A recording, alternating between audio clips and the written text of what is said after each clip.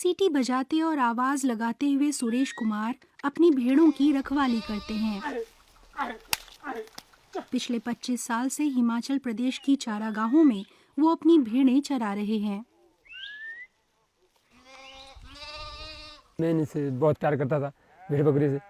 तो चाचा ने बोला, चलो भाई आपने भी देखा ना तो कैसे कैसे जंगल में रहते हैं। तो मैंने भी चाचा के साथ जंगल में रहना सीख लिया। फिर मेरा जी लग गया उनके साथ और मैं फिर इनके साथ मेरा लगाव हो गया। सुरेश कुमार गद्दी जनजाति से संबंध रखते हैं जो कुछ हद तक खानाबदोश है। सुरेश कुमार दूध और ऊन से हर महीने करीब 30,000 रुपए कमा लेते हैं, लेकिन हाल के वर्षों में उनकी भेड़ों को खाने के लाले पड़ गए। दूसरे चरवाहे भी यही संकट झेल रहे हैं। पहले तो हमारे पास 3,000 होती थी, चाचा जी के साथ आते थे। तो अब कम से कम आज के डेट में तो ये 700-800 करीब है। ये जो दिन पर दिन ये तो कम होती जा रही थी। मौसम से लेकर पर्यावरण में बहुत बदलाव हुआ है। जो टाइम के से पहले जो तो पत्ते झड़ रहे हैं, देखो वृक्ष नंगे हो रहे हैं। इससे क्या होगा, जो आने वाली जो सर्दी है तो उसमें हमारे पशु के लिए जो तो घास की दिक्कत हो जाएगी, क्योंकि जो घास जो तो पहले ही रड़ जाएगी, झड़ जाएगी नीचे, तो फिर पशु क्या खाएगा।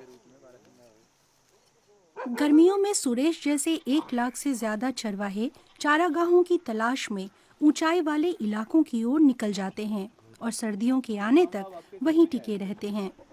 लेकिन जलवायु परिवर्तन की वजह से ये काम मुश्किल होता जा रहा है।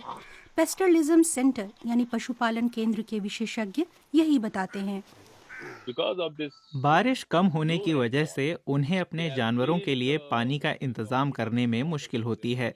सभी जल स्रोत सूख जाते हैं और उन्हें जल्दी वहां जाना पड़ता है। 15-20 दिन पहले, जबकि पहले ऐसा नहीं था। मौसमी पैटर्न में बदलाव के अलावा शहरीकरण से भी चारागाह खत्म हुई हैं। सरकारी रिपोर्टों के मुताबिक भारत ने 2005 से 2015 के बीच 55 लाख हेक्टेयर से ज्यादा की चारागाह भूमि गंवा दी है। मवेशियों के चारे की कमी चरवाहों के लिए चुनौती बन गई है। भेड़ों की सेहत पर भी असर पड़ा है और उनसे मिलने वाले दूध, ऊन और मांस पर भी।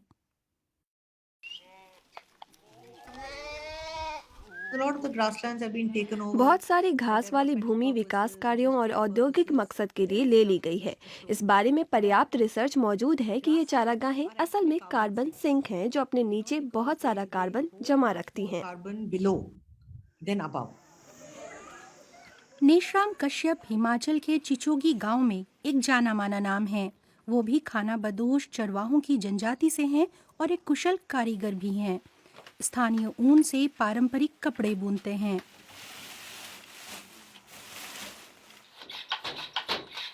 हिमालय के चरवाहों ने पारंपरिक तौर पर बुनाई, कढ़ाई और कताई जैसे हुनर हासिल कर लिए हैं।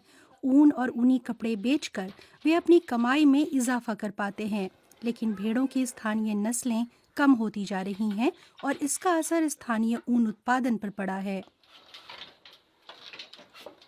भारत ने कोई 30 साल पहले महीन, लंबे रेशों वाली ऊन का आयात शुरू किया था। जब आयात शुल्क हटा लिया गया तो बाजार उस ऊन से पट गया।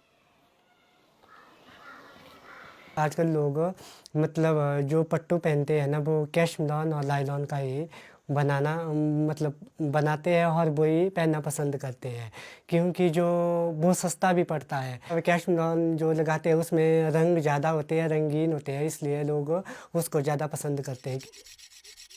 चरवाहों के लिए जब अपनी ऊन बेचना मुश्किल होता गया तो ऊन और मांस देने वाली अपनी देसी भेड़ों के बदले वे विदेशी भेड़ें रखने लगे, जिनसे केवल मीट मिलता है। इससे मवेशियों का संयोजन भी बदला, यानी किस संख्या में कौन से पशु रखे जाएंगे।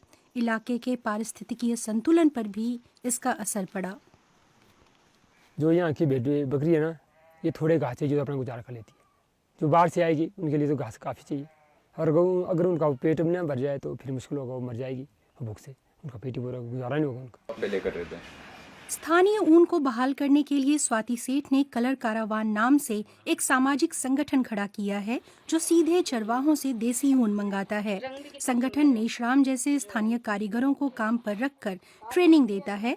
इससे चरवाहा समुदाय को धीरे धीरे रोजी रोटी के टिकाऊ तरीकों की ओर लौटने में मदद मिली है।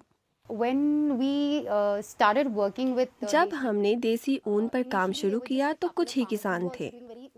हमने बहुत कम मात्रा के साथ काम किया। अब हमसे काफी लोग जुड़ गए हैं।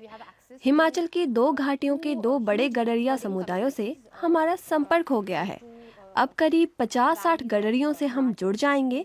उनके पास करीब 4,000 से 5,000 भेड़ें हैं। have like own about 4 to 5,000 sheep. Colour caravan centre for pastoralism के देसी ऊन अभियान का हिस्सा है।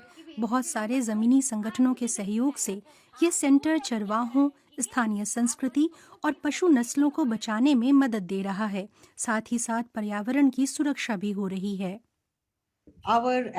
देसी भेड़ प्रजाति और उनसे मिलने वाली ऊन को बढ़ावा देने वाला हमारा अभियान दरअसल उस नस्ल की अपनी मजबूती पर ही टिका है। ये भेड़ें अपने इलाके के वातावरण को जानती हैं, वहाँ जलवायु के बदलावों को आसानी से सहन कर लेती हैं, उनमें लागत भी कम है। they cost less. कम लागत दूसरे चरवाहों को भी स्थानीय नस्लें पालने के लिए प्रेरित कर सकती है। वे ही इस प्रोजेक्ट के मुख्य आधार हैं। मेरी तो बहुत अच्छा है, मैं तो यही करूँगा जब तक चलता फिरता रहेगा तो मैं यही काम करूँगा और काम नहीं मैंने करने, क्योंकि मुझे इनसे बहुत लगाव है। बचपन से मैं इनसे बहुत प्यार करता था। ये परिवार है मेरा, परिवार तो घर में है लेकिन मेरा परिवार यही है। अगर वे इस सदियों पुरानी परंपरा को बचाए रख सके तो हिमालयी चारागाहों को भी सुरक्षित रख पाने में मददगार हो पाएंगे।